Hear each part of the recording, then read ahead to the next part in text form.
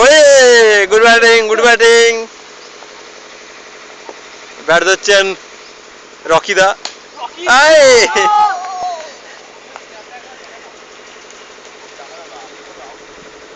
Fielding করছেন আমাদের চুনুমুনুদা। Next বল white.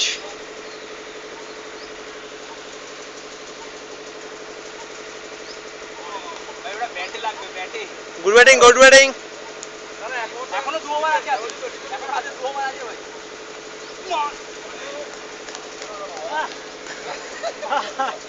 Out করে দিলা ফালতু।